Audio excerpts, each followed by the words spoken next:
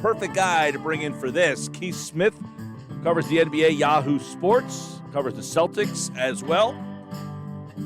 And he joins us now at Keith Smith NBA. And he joins us now on the Boardwalk Honda Hotline. Sixers-Hawks, Game 1 this Sunday, 1 o'clock on 97.3 ESPN. All right, let's bring Keith in and get his take on what happened last night and what's going to go on tonight, what happened in Boston. I mean, we got a lot to touch on here, Keith. How you been, man? I'm good. We just dropped our daughter off for her first ever sleepaway camp, so we're battling a little bit of emotions, but we're doing all right. All right, man. Well, I know we got a lot going on. Let's first look at Philly and Washington last night. No Joel Embiid, but the Sixers kind of pull away. But let me get your opinion on how does this Hawks-Sixers series look if Embiid is unable to play in at least 2 or 3 of the games? Yeah, it's going to be very, very different because they are going to struggle, I think, to contain Atlanta. I think he'll be missed significantly defensively. Atlanta runs a lot of pick and roll. They do a lot of stuff. You think about Trae Young being the guy who's going to shoot from the outside, but they do a lot of stuff that's designed around getting in and around the basket area. So that's going to be tough. And on the other end, it puts a lot of pressure on everybody else to be scorers because without Embiid, you're missing, your main offensive weapon. So Tobias Harris, Ben Simmons, all the rest of the guys, they've really got to step up big time. Yeah, I know that last night, they scored a lot of points in this series against Washington. I think they averaged 124 points a game. So and last night, 129, that would say, okay, this team can score, but Washington's a dreadful defensive team. How is that different from Atlanta defensively? Yeah, it's not that Atlanta is, breaking records on that end, but they are far better defensively than Washington is. So you can't really draw a whole heck of a lot, especially out of last night's game. That one was, went pretty quickly there. So we'll see, what they can do. But yeah, Atlanta's gonna defend them a little bit better. They'll defend them a little bit harder.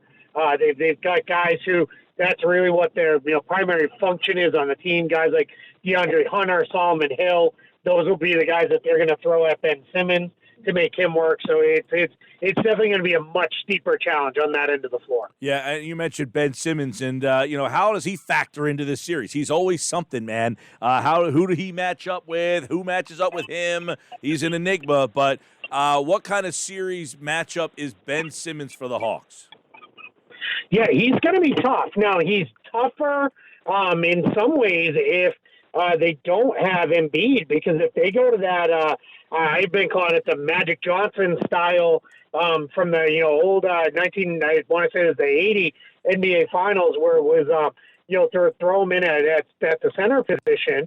Then that becomes a lot more interesting because then Clint Capella is going to have to defend on the move, defend off the dribble, and things like that. So that's going to be really kind of tough for them. So we'll see how that comes together. And then if Embiid plays, then it becomes a little bit more interesting. I think a little bit more of a balanced matchup because my guess is they'll throw DeAndre Hunter on him and they'll live with that out of that starting group. Now, Washington had zero answer for Embiid. What does a potential Embiid-Capella matchup look like? Yeah, Capella is better suited than anybody Washington has to defend him straight up. But if Capella gets in foul trouble, which can happen on occasion, then it starts to get kind of interesting because the Hawks have two things that they go to. They either go to the rookie Onyeka Okongwu, who he's not ready for that if Embiid is Embiid, or they go to John Collins at the 5, and he's not able to be strong enough to hold up against an Embiid. So that's if he can play and he's himself, you got to play through him and try to get Capella in foul trouble as best you can, because then Embiid will absolutely dominate their second and third and fourth options if it gets that far. Keith Smith, we're taking a quick look at Sixers and Hawks and everything else going on around the NBA playoffs and the NBA. What about Trae Young? You look at the Sixers roster, especially if Embiid doesn't play. You almost have to use you almost have to use Simmons as the center again. So he's a handful for everyone. What about the Sixers? Yeah, I think in some ways, again, if Embiid doesn't play, that almost helps you a little bit on that end because Matisse Thybulle, I assume, will start again. Then you throw him on him, and he'll be your Trae Young defender, and he's got the size and quickness and strength and length to really bother Trae Young. So that's and that's the best you can hope for is kind of bother him, make him work, really push him, and those kind of things. So I think that'll be really their best matchup. If Embiid plays, you'll probably see it likely be Curry, Simmons, Green. They'll all take turns on them. You'll switch a lot. You'll do a lot of different things out there. But my guess is if it comes down to end of quarter, end of half, end of game scenarios, you'll see it be Matisse Thybulle who gets that call on Trae Young. All right. If I said Keith Smith, who wins that series, is your answer definitive or it matters if Embiid's there or not? Yeah, it matters if Embiid's there or not. I think if Embiid is there and he's the guy we've seen all year long, which, fingers crossed, that's what we're going to get, I think this could be Philly in 5, maybe Atlanta gets it to 6. If Embiid is not there or if he's there but he's not the guy we're used to seeing, he's just kind of out there and, barely the player we're used to, then I think Atlanta can win this thing. I think it's probably, 6 games because where they've got that game 6 at home. I think that would, potentially be it. But yeah, it's going to definitely be, interesting to see how that comes together. And we know Trae Young is not going to be overtaken by the Philly crowd after what he did at Madison Square Garden. So that game Sunday, 1 o'clock, 97.3 ESPN has the coverage. Brooklyn and the Bucks. A lot of people think, Keith, this is almost like the NBA Finals. These are the two best teams left, some people think. So where is the matchup that you are most interested to see in this one? Yeah, there's a couple. I'll give you one each way. It's not individual matchups, but it's how does Brooklyn defend Giannis? They don't have a good answer for him. Now, very few teams have a good answer for him, but their best defender for him is probably Jeff Green, who is hurt right now. We don't know what his availability will be yet. Or their next best defender for him may be Bruce Brown, who's only 6'5". So that's going to be really interesting to see how that comes together. Then, if you flip it and turn it the other way, it's can Milwaukee slow down this Brooklyn offense at all? The Boston Celtics extremely limited in the first round with personnel and all the people that they had. They were unable to do that. That is probably the best collection of offensive players I've ever seen with Durant, Harden, and Irving together. So that's you got to, if you're Milwaukee, you're not going to stop them. But they can't be scoring 135, 140 points. You can't beat them. You got to try to do everything you can to slow them down and keep them under 120. Good luck, right? You watch that series pretty closely. Boston, obviously Keith Smith, you know Boston pretty well.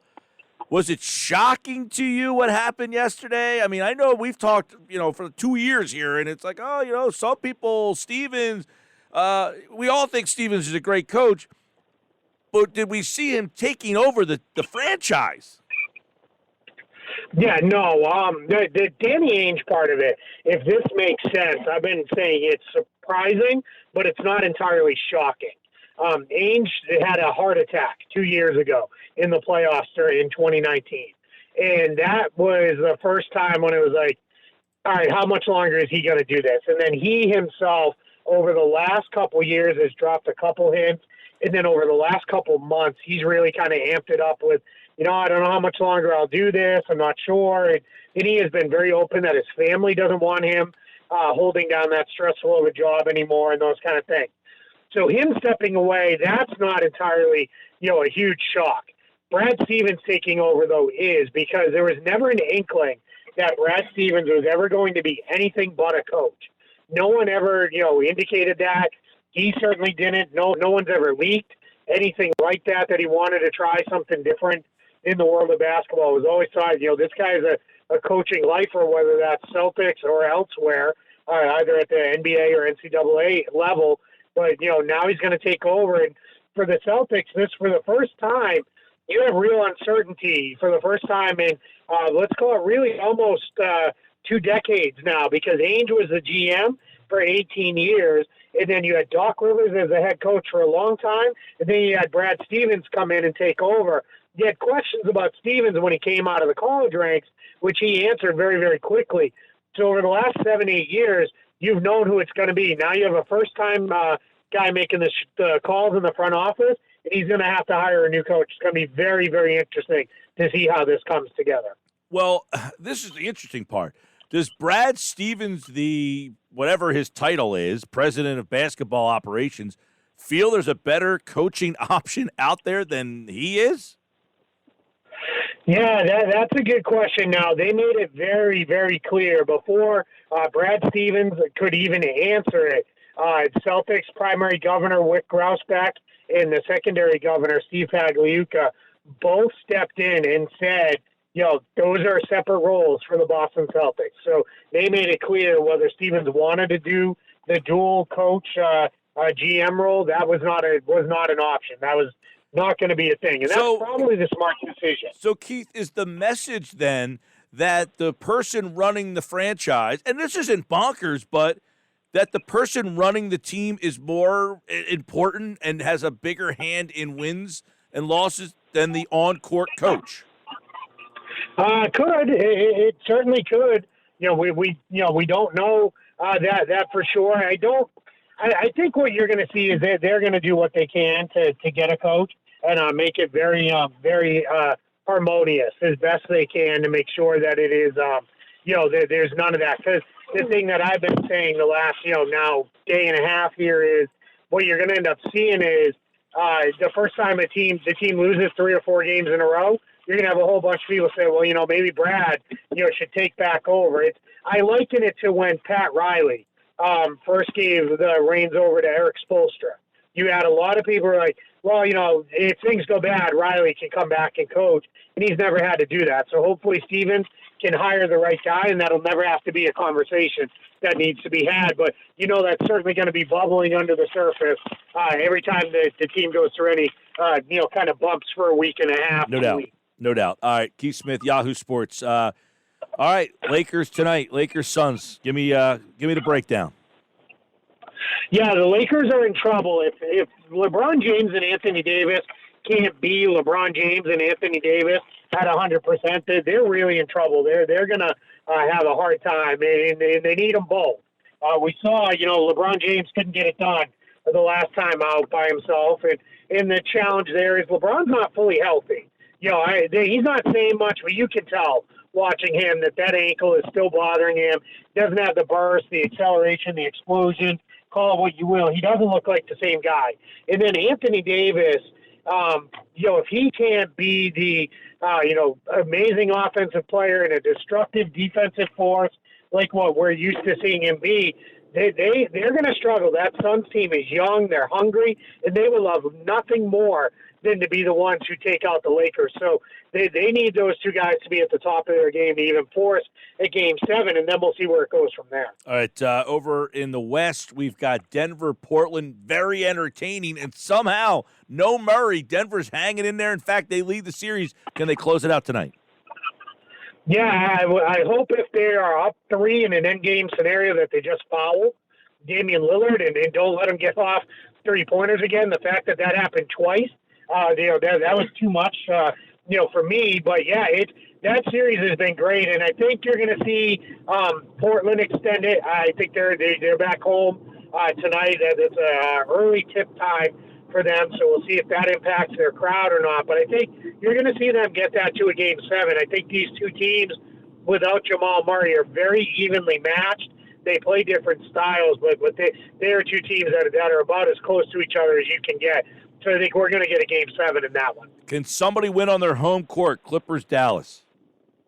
Yeah, that's been the big interesting thing. Normally, the lower-seeded team, if they're going back home for a Game 6, up 3-2, you feel really good about their chances to close it out. But where Dallas, kind of laid an egg and let the Clippers, win a couple there, in their building just earlier this week, we'll see, what they can do. My guess is they're not going to miss an opportunity again, and they're going to get this thing closed out. They'll move on to play Utah. They also know the Jazz are kind of sitting there waiting for them. You're going to have a tight turnaround one way or another. You'd rather have it be a tight turnaround with at least maybe an extra day in between for you to get off your own feet and get Luka healed up a little bit more. But and if they win, that's going to set off a really, really interesting offseason for the Clippers that I don't think we were expecting to be all that, dramatic, and it may end up being that way. He's Keith Smith, at Keith Smith NBA on Twitter from Yahoo Sports, covers the NBA, and he, like all guests, appears via the Boardwalk Honda hotline. Lot going on, some great series. The East should be great. These Western Conferences round one are still going on, and they're very entertaining. So we'll have plenty to talk about when he's back with us here next week. Thank you so much, Keith. I appreciate it. Thanks. Enjoy the play.